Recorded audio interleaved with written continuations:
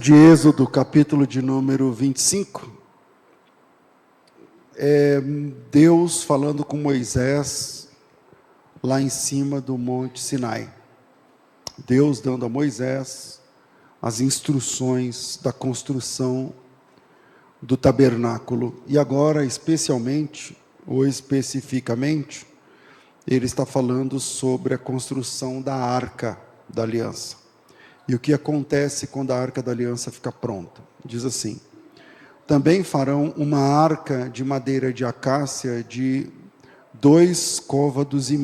Você tem uma ideia, um côvado é mais ou menos 50 centímetros. É uma medida linear que vai do cotovelo de um homem adulto até o último dedo. Assim, tipo assim.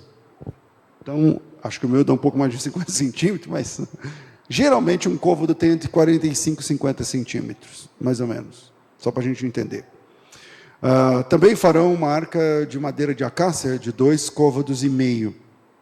Será o seu comprimento, 1,5 côvado a largura, 1,5 côvado a altura. De ouro puro a cobrirás, por dentro e por fora cobrirás, e farás sobre ela uma bordadura de ouro ao redor, fundirás para ela 4 argolas de ouro, e as porás nos 4 cantos da arca, 2 argolas de um lado dela, e 2 argolas do outro. Farás também varais de madeira, de acácia, e os cobrirás de ouro. Meterás os varais nas argolas ao lado da arca, para se levar por meio deles a arca. Os varais ficarão nas argolas da arca, e não se tirarão dela. E porás na arca o testemunho que eu te darei. Farás também um propiciatório de ouro puro, de 2,5 côvados será o seu comprimento, a largura de 1,5 côvado. Farás também 2 querubins de ouro batido farás nas extremidades do propiciatório, um querubim nas extremidades de uma parte e o outro na extremidade da outra parte, de uma só peça. Com o propiciatório fareis os querubins nas 2 extremidades dele. Os querubins estenderão as asas por cima, cobrindo com elas o propiciatório. Estarão eles de faces voltadas, uma para a outra e uma para o propiciatório. Porás o propiciatório em cima da arca, e dentro dela porás o testemunho que eu te darei. Ali virei a ti, presta atenção nesse versículo. Ali virei a ti, e de cima do propiciatório, do meio dos 2 querubins que estão sobre a arca do testemunho, falarei contigo acerca de tudo que eu te ordenar para os filhos de Israel. Hoje eu quero falar sobre Deus e a questão da mobilidade. É muito comum na nossa cultura a gente chamar o prédio da igreja de casa de Deus. Isso está certo ou está errado? Está errado. A casa de Deus não é o lugar onde nós vamos. A casa de Deus é quem nos tornamos a partir do momento que o Espírito Santo habita em nós. A casa de Deus, no Novo Testamento, é o crente. Deus habita em gente, e não em prédio. Essa cultura do prédio, ela é uma herança católica. O católico, quando ele passa na frente da igreja, se benze. Quem se benzia quando passava na frente da igreja? Levanta a mão. Se benze. Por quê? Tem toda uma questão teológica que não vem ao caso aqui, mas a ideia da Eucaristia, da transubstanciação, eles entendem que Deus está lá, presente, por conta da questão da transubstanciação, por exemplo. Então você se benze porque aquele é um prédio onde Deus habita. E essa cultura chegou a nós, né? Nós cristãos também falamos que a gente chama de templo, o prédio da igreja e tal. O texto que eu li é uma parte, queria ler bastante, mas é uma parte importante do momento em que Deus decide pela construção de uma estrutura. Eu estou falando estrutura e não prédio, porque não é exatamente um prédio. Deus manda o seu povo construir uma estrutura que fosse móvel. A gente vai falar já já sobre isso com mais tempo. E dentro dessa estrutura havia uma parede, não é bem uma parede, era uma cortina grossa, que separava o santo dos santos do restante do lugar. O Santo dos Santos é um lugar menor onde estava a presença de Deus. E a presença de Deus se fazia representar nesse espaço menor, tampado por uma cortina, a partir desse objeto que eu li aqui com vocês. É uma caixa feita de madeira de péssima qualidade, porque a madeira de acácia é ruim, ela é cheia de nós, ela é uma madeira ruim, mas ela era revestida de ouro. Então, tudo bem, quem olhava via o ouro, não é? Quem olha vê só o revestimento. Assim, isso é tudo uma tipologia para a gente, que quem olha para você vê o que presta, mas não é bem assim. Quem olha para mim vê o que presta, mas não é bem assim.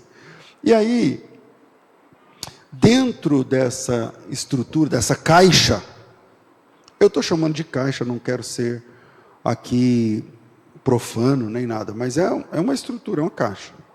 E dentro dessa caixa, haviam algumas coisas importantes. E essa caixa tinha uma tampa, que a Bíblia não chama de tampa. A Bíblia, nenhum versículo fala que a arca tinha uma tampa. Eu estou falando tampa. Mas em cima da arca, tinha uma parte, assim fina, do mesmo tamanho da arca, que para nós é uma tampa. Porque ela tem o mesmo tamanho, quando ela não cai dentro da arca, ela fica em cima da arca. Mas a Bíblia chama esse lugar, essa peça, de propiciatório. A tampa, a Bíblia chama de propiciatório. E dentro da arca tinha o maná que caiu do céu, tinha a vara de Arão que floresceu mesmo depois de seca e deu amêndoas. É uma vara de amendoeira.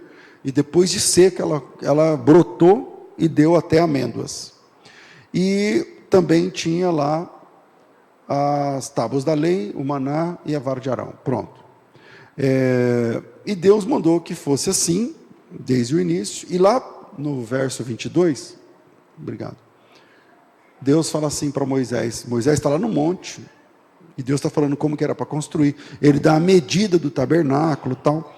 E lá no monte Deus fala assim para Moisés, e dali, de cima do propiciatório, que eu estou chamando de tampa, dali de cima do propiciatório, do meio dos dois querubins, e é interessante porque todo homem de Deus na Bíblia, que teve uma visão do trono de Deus, tipo Isaías, sei lá, Jeremias, Daniel, no Novo Testamento, Ezequiel, o Antigo Testamento é Ezequiel, obrigado.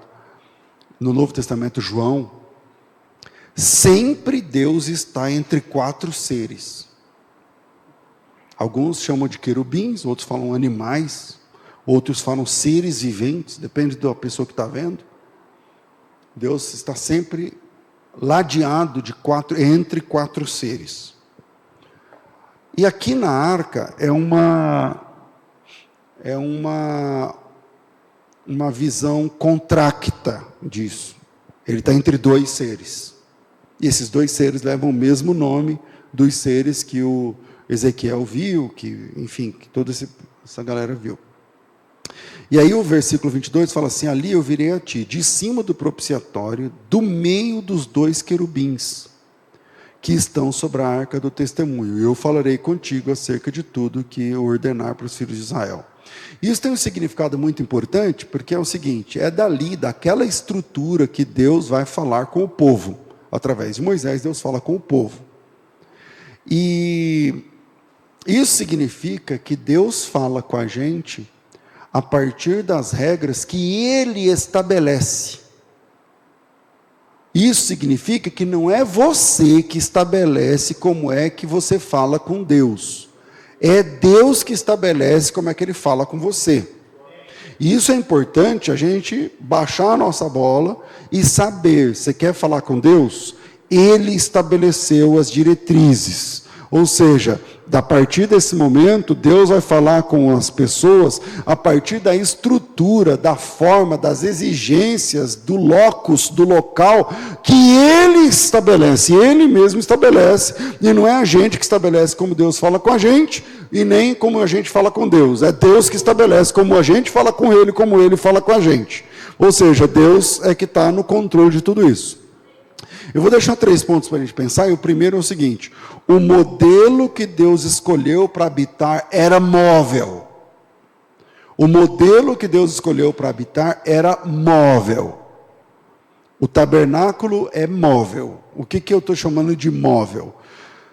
É um templo é verdade, mas ele se desmontava e ele montava. Ele desmontava e montava. E por que tinha que desmontar? Porque o povo estava peregrinando no deserto. Eles não estavam fixos, eles não chegaram no lugar.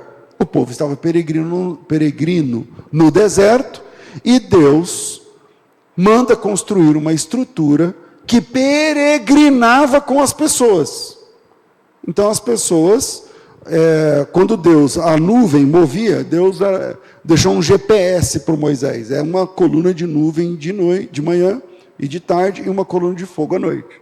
Quando se movimentava essa coluna, então é hora do acampamento, levantar acampamento. Eu imagino que esse movimento era muito lento, porque nós estamos falando de quase 2 milhões de pessoas. Eu nem sei, Campinas não tem 2 milhões de pessoas, né? Deve ter quase 2, Campinas e Grande Campinas. Então pensa, todo mundo tendo que se movimentar. É uma loucura isso. Então, na antiga aliança, para estar entre o povo, Deus mandou construir uma espécie de templo, porém com um diferencial importante, que tivesse mobilidade, que se movimentava conforme a ordem de Deus. E aquilo foi uma novidade na história, porque nenhuma das religiões antigas, lembra que os hebreus vêm de uma experiência de 400 anos no Egito. Pensa, o Brasil tem 500 e poucos anos. 400 anos é muita coisa. Então eles estão embebidos, se me faço entender, da cultura egípcia, onde tinha os deuses, Anubis, aquele que tem um corpo de homem com cabeça de falcão, os deuses Ra, que é o grande deus, a grande divindade egípcia, não sei o quê. Então, essa novidade que Deus tem e todos esses deuses egípcios tinham prédios suntuosíssimos, tal. E aí Deus manda no deserto, depois de libertar o povo e passá-lo pelas águas, que também é um símbolo da libertação e do batismo. Aliás, Deus faz isso através de Moisés, e Moisés significa aquele que foi tirado das águas, ou seja, que sobreviveu às águas. Isso também é um símbolo para o batismo. Você foi batizado, você sobreviveu às águas como nova criatura. As coisas velhas passaram, tudo se faz novo. Então, quando eles saem das águas, 10 dias depois, Deus fala para Moisés: sobe aqui, eu quero falar com você. 10 dias depois da Páscoa. E aí o Moisés sobe e fica quantos dias no Monte Sinai? 40. E a primeira coisa que Deus fala para Moisés, a primeira coisa, na verdade, são as 10 regras, os 10 mandamentos, e depois Deus emenda na construção do tabernáculo. Ele fala: você vai construir uma estrutura, tal. E aí Deus fala para o Moisés construir esse prédio móvel. Esse prédio, que não é bem um prédio, né? Uma barraca, uma estrutura móvel. E essa história altera, por exemplo, o layout das tribos. Se você buscar aí, hoje em dia com inteligência artificial tem tudo, né? Se você buscar aí, você vai ver o tabernáculo, e em volta do tabernáculo a disposição das tribos, né? E tudo isso porque o povo estava no deserto, caminhando, ali não é o lugar final, então se não é o final, tem que se movimentar, e para se movimentar não podia ser um prédio. Então o tabernáculo era basicamente o endereço de Deus na terra, só que ele se movimentava uma vez por ano. O irmão do Moisés, lá o Arão, podia entrar depois do véu, naquela estrutura, tal. E é muito interessante a ideia do tabernáculo, porque o tabernáculo era Deus no meio do seu povo, literalmente no meio, porque quando eu falo do layout, as tribos são em volta do prédio, e o principal do prédio tem a ver com o Santo dos Santos, onde está o propiciatório, e o sangue que vinha do altar, que validava todo aquilo. Vamos lá. O altar não ficava dentro dos Santos dos Santos, ficava fora. Mas o sangue do Cordeiro entrava dentro do Santo dos Santos e caía sobre o propiciatório, a tampa da arca, validando a religião, os mandamentos e os milagres. Eu estou falando assim porque dentro da arca tem o cajado de Arão, entenda-se aí o ministério. Dentro da arca tem os 10 mandamentos, entenda-se aí as regras do andamento da fé, da religião. Dentro da arca estava o pote do maná, entenda-se aí os milagres de provisão. Ou seja, tudo aquilo que os hebreus precisavam, milagres para viver, ministério para serem conduzidos, e religião para servir, estavam dentro da caixa. Mas fora da caixa veio o sangue que validava tudo aquilo. O sangue é acima de tudo aquilo e que valida tudo aquilo para que eles pudessem servir. E tudo isso dentro de uma estrutura móvel, portátil, que podia ser desmontada e levada para outro ambiente, para outro lugar. Bom, e na sequência, eles então têm essa estrutura que dá essa mobilidade. O problema é que, então veja, eu não sei se eu estou conseguindo mostrar para vocês, conseguindo mostrar que cada coisa acontecendo ali é uma sombra para a gente ver a realidade no Novo Testamento. Então é o sangue de Cristo que está fora da caixa, Jesus morreu fora da porta, mas o sangue dele é que valida a religião, a fé, o perdão, que provê o perdão. É o sangue de Cristo que nos torna propícios a Deus. Não é exatamente a religião, é o sangue de Cristo. E aí, tudo bem, está tudo indo bem, fluindo, tal. Aí o povo entra com essa estrutura em Canaã, dominando a cidade de Jericó, depois a cidade de Ai, depois outras cidades, e eles tomam ali o local onde Deus estabeleceu para que eles entrassem, que é Canaã, e eles assumem Canaã. Depois disso vem o período da judicatura, são mais ou menos 300, não chega a ser 300, mas vamos colocar 300 anos de juízes, né? O primeiro juiz, salvo engano, foi Otiniel, né? Otiniel, que é um genro de Caleb, o Caleb que era junto com Josué e tal, enfim. E aí nós vamos até o último juiz, que é Samuel. Samuel é um juiz que consagra o primeiro rei, e o nome do primeiro rei era Saul. O primeiro rei era Saul. Depois de 40 anos vem o segundo rei, que é o rei Davi. Ok, o rei Davi é aquele que venceu o gigante, quando era jovem e tal, e o Davi também reina 40 anos. Quando Davi assume o reinado, tal, aí ele cai em adultério, depois ele se restaura, depois tem toda uma história de Davi que vocês conhecem. Quando Davi consegue trazer a arca de volta, porque na época do reinado de Saul, a arca se perdeu, não se perdeu, foi levada para os filisteus. Os filisteus vencem uma guerra e levam a arca, e nessa guerra o Jonatas morre e tal, enfim. O Davi assume e fica anos, as primeiras 2 décadas sem arca, e depois o Davi consegue reaver a arca de volta. Eu não sei exatamente o tempo aí, a cronologia, me perdoem, isso dá para saber, eu não pesquisei hoje, não lembro de memória, mas o Davi demora anos para trazer a arca de volta, Quando Davi traz a arca de volta, ele já está em paz, ele já tem outras esposas, filhos e tal. Então Davi já está na última fase, mais ou menos, quando ele traz a arca. Isso é o 2 Samuel capítulo 6 da Bíblia. E quando o Davi traz a arca de volta, a arca fica dentro do tabernáculo. O tabernáculo da época de Davi. Ok, eu acho que o tabernáculo naquela época estava numa cidade chamada, eu não lembro agora a cidade, mas o Davi traz o tabernáculo e monta em Jerusalém, e o Davi traz a sede do governo para Jerusalém.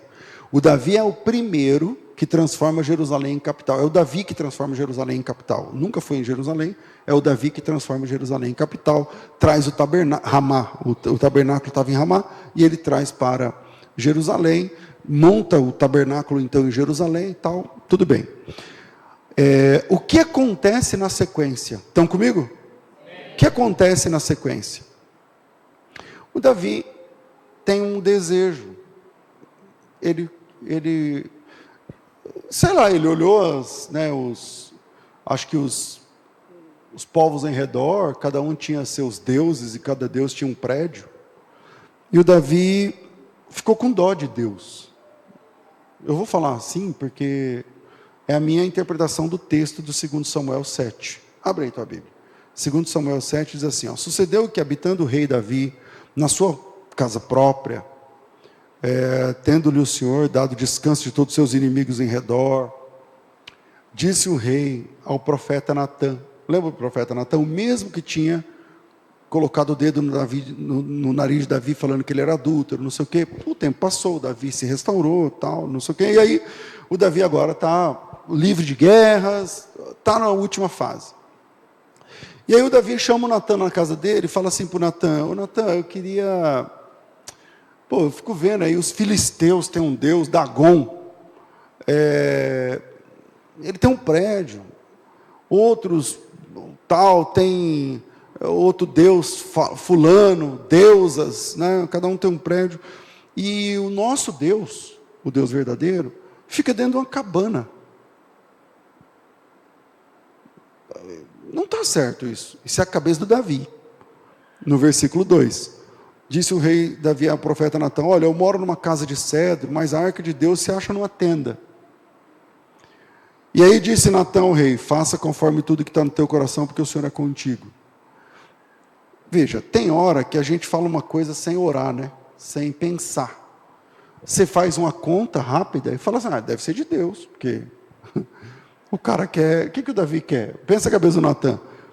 O Davi tem uma casa própria de cedro, a cama dele é suntuosa, cheiroso, não sei o que e tal.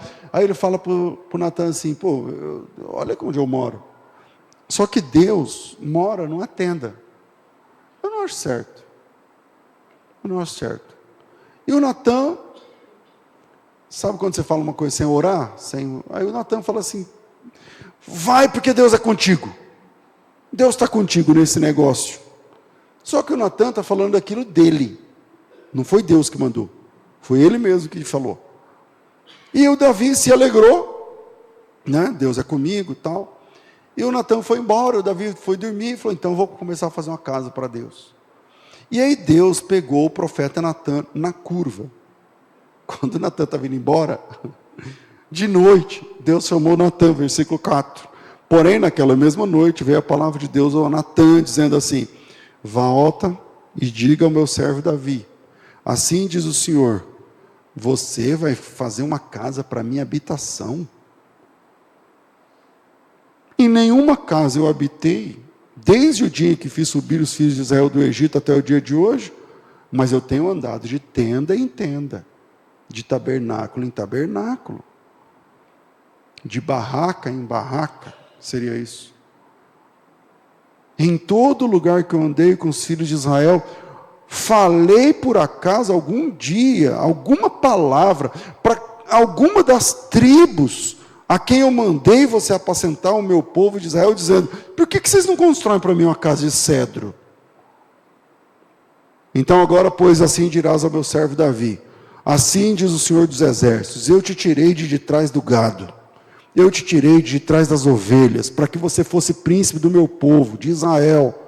Eu fui contigo por onde quer que andaste, eu eliminei todos os teus inimigos diante de ti, e eu fiz grande o teu nome, como só os grandes têm nome na terra.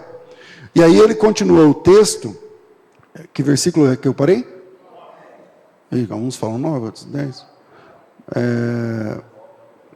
9 ou 10, tá? Peraí. Pois é. Eu vou ler então o 9. Eu fui contigo por onde quer que andares, eliminei os teus inimigos diante de ti, fiz grande o teu nome, como só os grandes têm. Prepararei lugar para o meu povo, para Israel, e o plantarei para que habite no lugar que não seja mais perturbado, jamais e tal.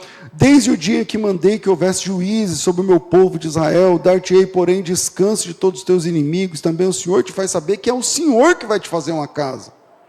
Então Deus está falando assim, volta lá e fala para o Davi o seguinte: o Davi quer fazer uma casa para mim. Que dia que eu pedi a casa? Que dia que eu reclamei que eu fico numa tenda?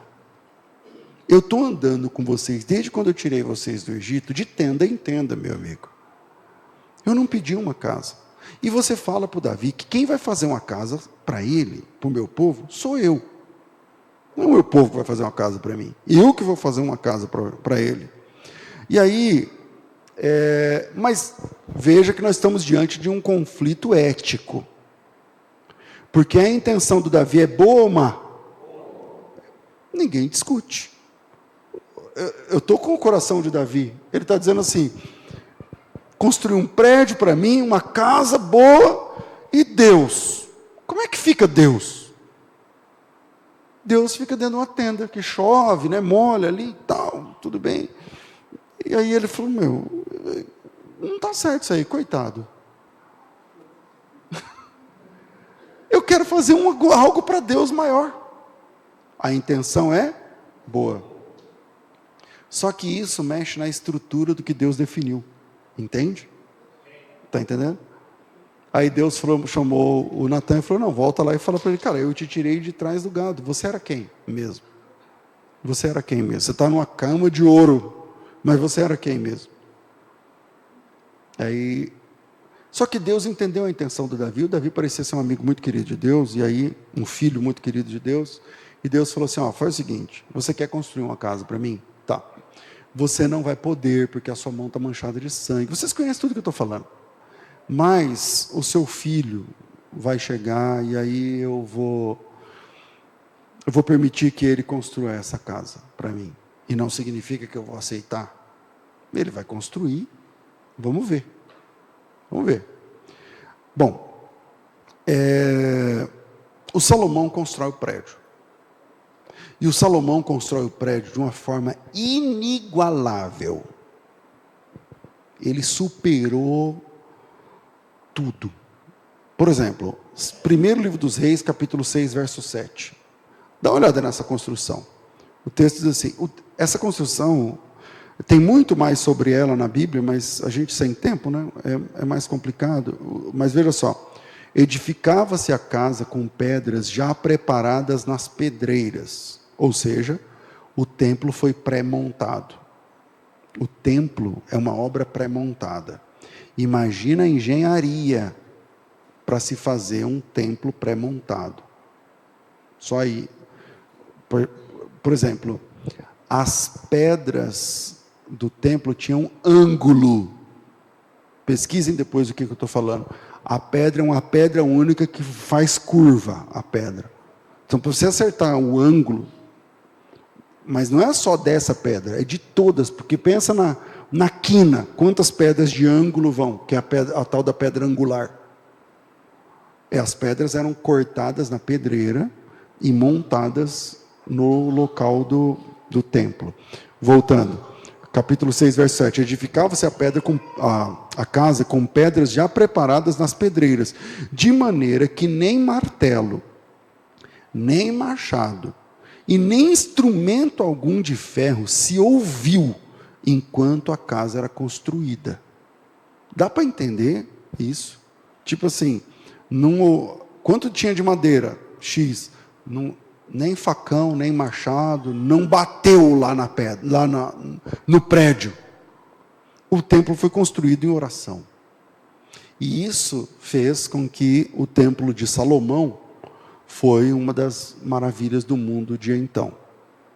Quando Salomão terminou, e a gente precisa trocar de livro, por alguma razão não está tabulado na Bíblia da forma cronológica, segundo livro das Crônicas, capítulo 6, quando terminou, o Salomão faz uma oração daquelas, capítulo 6, deixa eu achar aqui.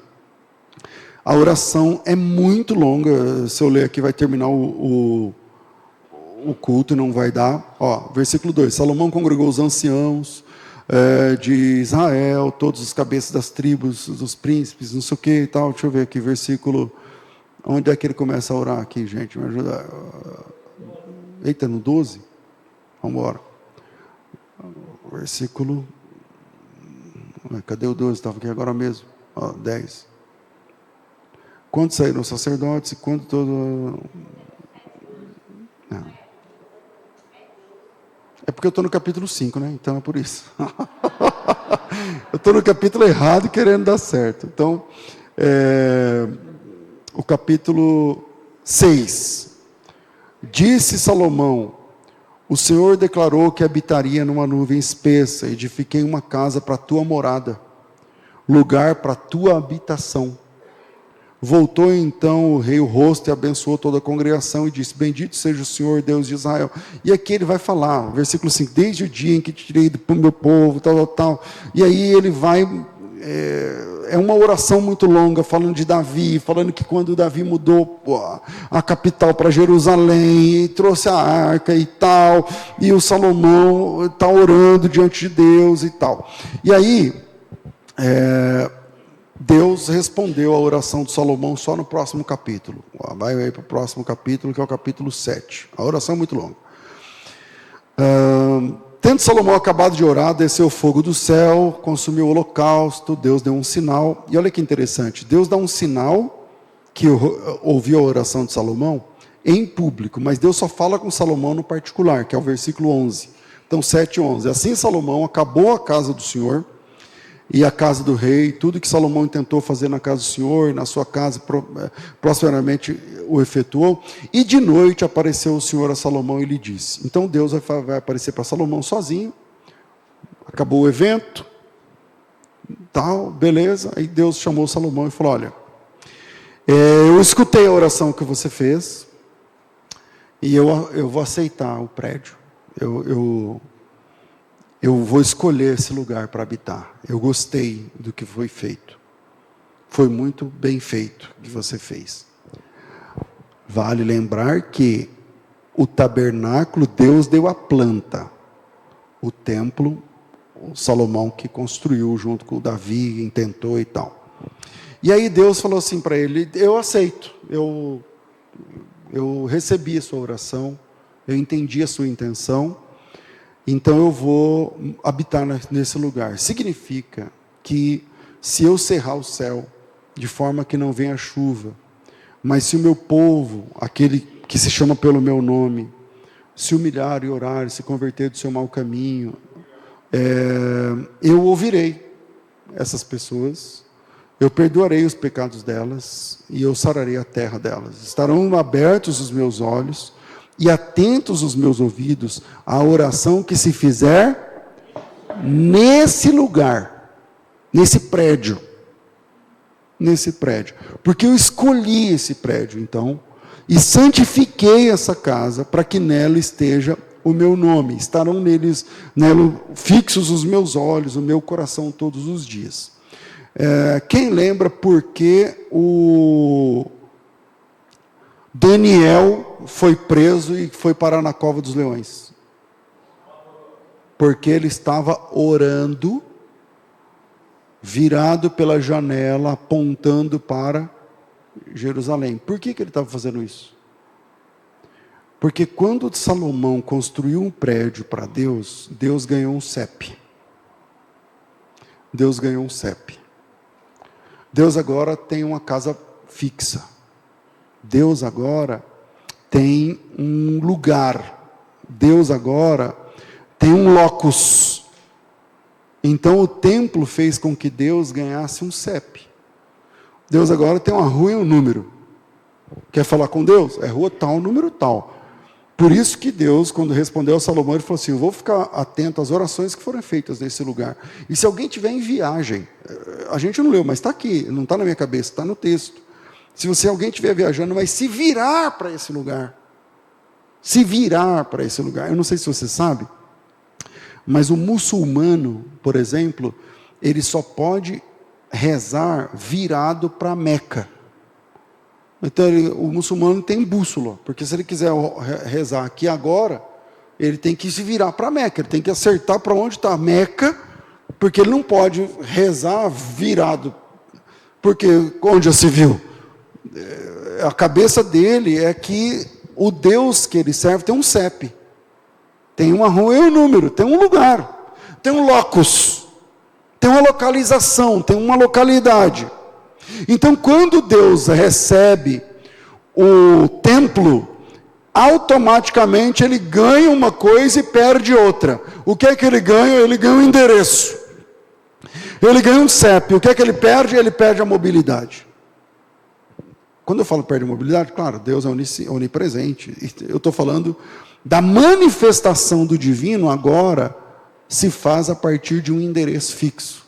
Ou seja, aquela mobilidade de ficar no meio das pessoas andando, acabou. Ou seja, Deus perde a mobilidade, Deus agora tem um locus, Deus agora tem um endereço fixo, Deus agora tem um imóvel, Deus agora tem um prédio para permanecer. Adicione a essa informação a religião e perceba que imobilizaram Deus. Porque a religião agora, Deus tem um CEP. Está aqui, entendemos? Ok.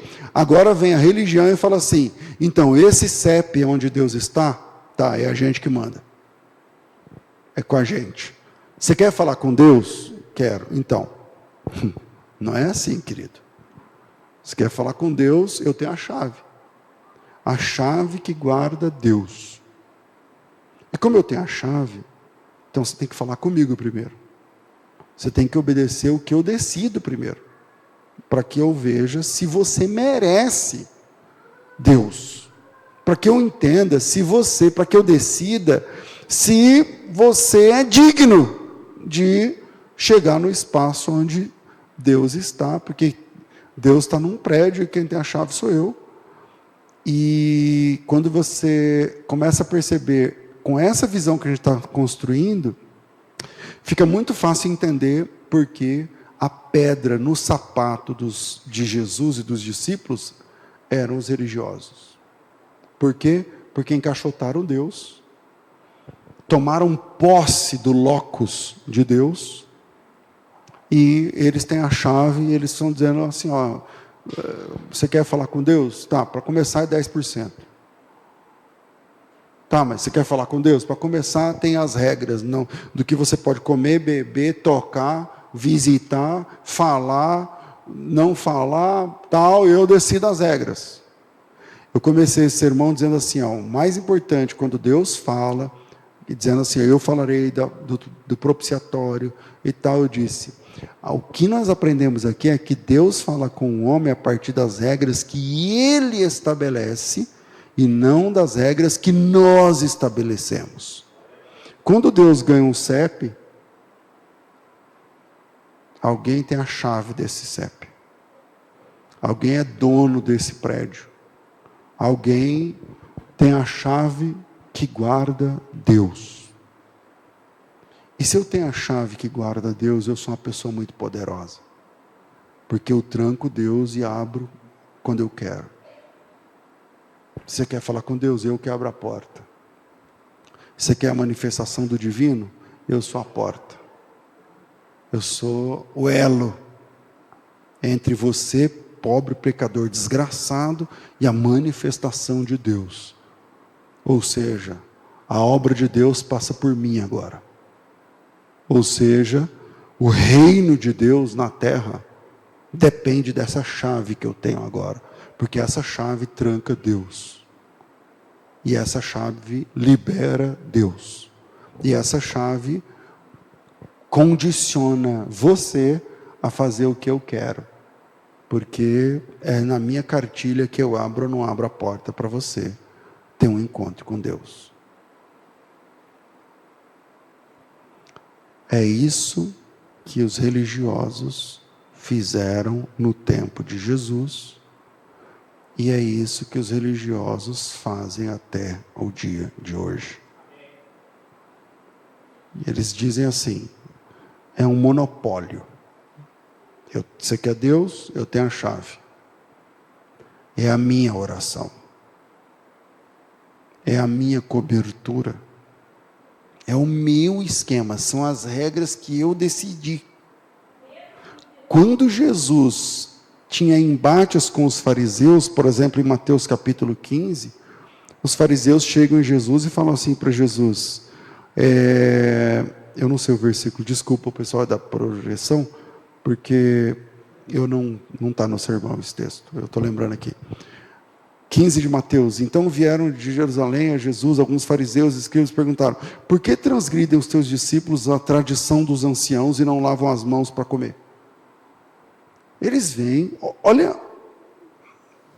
os caras que têm a chave, entende? Estamos na mesma página aqui? E eles chegam em Jesus e falam assim: quem é você?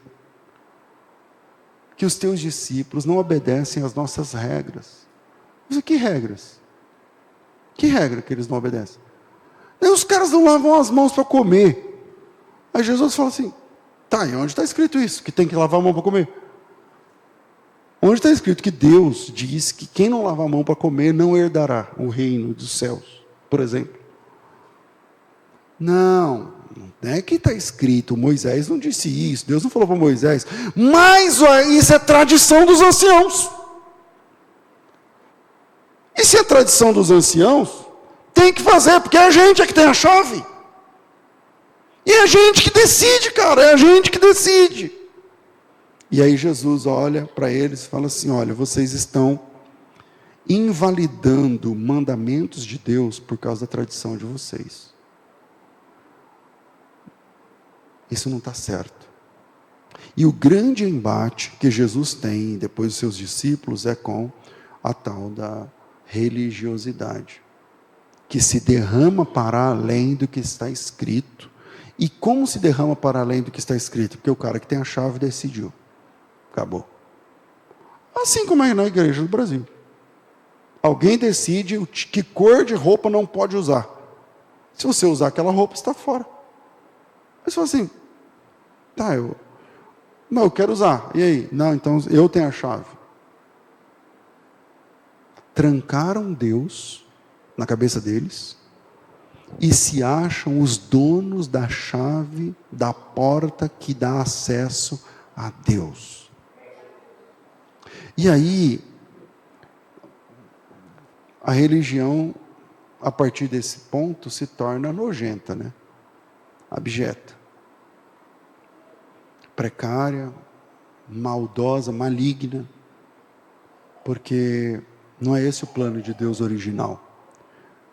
O plano de Deus original era Deus no meio, se movimentando entre as pessoas. A partir do momento que Deus ganhou um CEP, automaticamente alguém tem uma chave, e se tem uma chave, essa pessoa que manda. Essa família que manda. Essa dinastia que manda, esse ministério que manda. E esse ministério se intitula os donos da chave da obra de Deus, do reino de Cristo. E aí quando vem a graça, a graça começa a partir do nascimento de Jesus, mas o ponto alto é a cruz. Mas a partir do nascimento de Jesus, abre em João capítulo 1. Quando João faz o anúncio da encarnação de Jesus, vamos para o terceiro ponto, porque senão esse é o tipo de sermão que dá para deixar para outra parte, para depois. Porque eu falo que vou falar depois não falo também. Então, terceiro ponto. A partir de Jesus, Deus deixa de ter um CEP. Quando João faz o anúncio da encarnação de Cristo, ele usa uma palavra muito interessante. O texto de João 1,14 diz assim, vocês conhecem esse texto de cor. E o Verbo se fez carne e habitou entre nós. E vimos a sua glória como glória do unigênito do Pai, cheio de graça e de verdade. Alguma coisa assim. Acontece que a palavra habitou, o Verbo se fez carne e habitou entre nós. Se você tem condição, pega essa palavra, dá um Google aí, coloca João 1,14, o que significa a palavra habitou em grego. O Novo Testamento é grego, o grego não é muito minha área, mas a palavra habitou ali é a palavra grega skenosen, porque ela está flexionada. Ela vem da palavra skenu, que é o radical. E skenu significa literalmente tabernáculo. Quando João vai fazer, presta atenção, quando João vai fazer um anúncio da encarnação do Verbo, ele diz assim: o Verbo se fez carne e tabernaculou entre nós. Tabernaculou entre nós. Ou seja, como a palavra esquenu significa tabernáculo, a palavra esquenosen, então significa, eu estou inventando, que tabernaculou. Acho que nenhuma Bíblia traduz assim. Nenhuma Bíblia traduz assim, mas a palavra lá é esquenu. Alguém fez essa pesquisa enquanto eu estou falando aqui? Não. Fizeram? Ok. Aparece essa palavra? A palavra ali é tabernáculo. Quando João faz o anúncio do Evangelho, ele traz novamente a ideia do tabernáculo. O Verbo se fez carne e tabernaculou entre nós. E o que é tabernáculo? É Deus se movimentando entre os peregrinos. O que é o ministério de Jesus, senão Deus se movimentando entre as pessoas? Jesus é Deus. E lá está novamente Deus se movimentando entre as tribos de Israel, como era para ser desde o início. E isso é retomado a partir da encarnação do Verbo. O Verbo se fez carne e tabernaculou entre nós. A cada vez que Jesus sai da sua casa, onde ele morava, e vai na casa de alguém, como ele foi na casa de Pedro, e vai em algum lugar, como ele foi lá em Gadara, e vai em algum lugar, como ele foi, por exemplo, encontrar o filho da viúva de Naim, e vai em algum lugar, como por exemplo, quando ele perdoou a mulher do adultério. É Deus se movimentando entre as pessoas e retomando o seu ofício de origem. Deus não tem CEP. Deus se movimenta do jeito que ele quiser. Ele tem mobilidade. O Verbo se fez carne e habitou entre nós. Aliás, essa é a palavra da promessa da encarnação de Cristo. Porque quando Gabriel chamou Maria, ainda mocinha, e disse: o ente santo que de ti há de nascer será chamado Filho de Deus, ele também disse que ele será chamado Emanuel. E em hebraico, Emanuel significa que o Deus está com a gente, está no meio de nós. Jesus Cristo é Deus andando no meio de nós. E no meio do ministério de Jesus, ele faz uma promessa desconcertante. João capítulo 14, versículo 16, ele diz assim: eu rogarei ao Pai, e ele vos dará outro Consolador. É aí que a gente vai entender que o Espírito Santo, a gente vai começar a estudar a pneumatologia, alguns gostam de chamar paracletologia, mas eu não concordo, mas isso é um outro assunto. A pneumatologia, que a gente vai entender a partir desse momento, que o Espírito Santo, que sempre esteve na Bíblia, ele não é apenas uma força, um poder, mas ele é uma pessoa. Porque uma força não pode consolar alguém. Uma força não advoga. E a palavra aqui é a palavra grega paráclitos. Eu rogarei ao Pai, ele vos dará um outro, o allos paráclitos. Ou seja, o allos, o outro consolador, aquele, o Espírito da verdade que o mundo não pode receber, porque não vê, não conhece. Mas vós o conheceis, porque ele habita convosco e estará em vós. E dessa forma nós entendemos que o Espírito Santo é Deus habitando em cada crente. Se não vejo o que diz Romanos 8,14, Pois todos que são guiados pelo Espírito de Deus são filhos de Deus. Porque não recebestes o espírito de escravidão para viverdes outra vez atemorizados, mas recebestes o espírito de adoção, baseados no qual clamamos Abba Pai. E o próprio Espírito de Deus testifica no nosso espírito que somos filhos de Deus. Como é que é essa filiação? Essa filiação, ela é por adoção, porque Deus e nós temos naturezas distintas. E quando a gente tem uma natureza diferente, não dá para você ser pai biológico de alguém que tem uma natureza diferente da sua, né? Nós somos filhos de Deus pelo mecanismo da adoção. E a partir desse momento, o Espírito Santo habita na gente.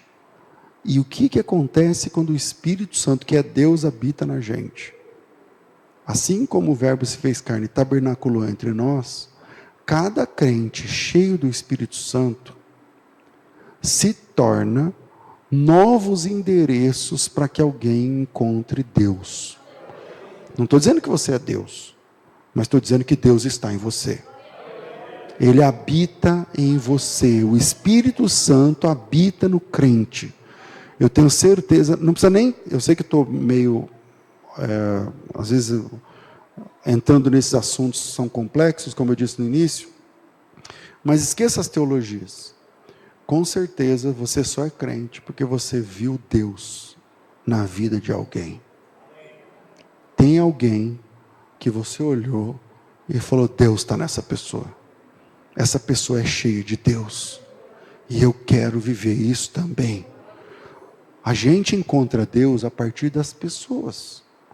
Ou seja, quando nós nos tornamos templo do Espírito, nós nos tornamos o endereço onde Deus pode ser encontrado. Deus pode ser encontrado a partir da nossa vida. Então Deus agora atende em novos endereços. Milhões, bilhões de novos endereços. Aonde um crente cheio do Espírito Santo chega, lá Deus pode ser encontrado a partir da vida daquela pessoa. A primeira vez que isso aconteceu foi quando Jesus falou para a mulher samaritana, que a mulher samaritana perguntou assim, qual o lugar certo? Qual é o CEP de Deus? Porque os nossos pais dizem que o CEP de Deus é aqui. Não funciona para mim. Os judeus dizem que o CEP de Deus, o endereço de Deus é lá no Moriá. Sou samaritana, não posso entrar. Se o senhor é um profeta, moço, aonde eu encontro Deus?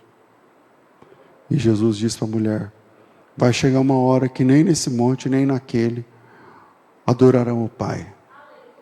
Mas Deus é Espírito. Dona, Deus é vivo. E um Deus vivo precisa morar numa casa viva. E a primeira que faz isso é a mulher samaritana. Porque a mulher samaritana desce do monte, entrando de casa em casa, dizendo, venham e vejam, um homem que me disse, tudo quanto eu tenho feito, porventura não seria ele o Cristo?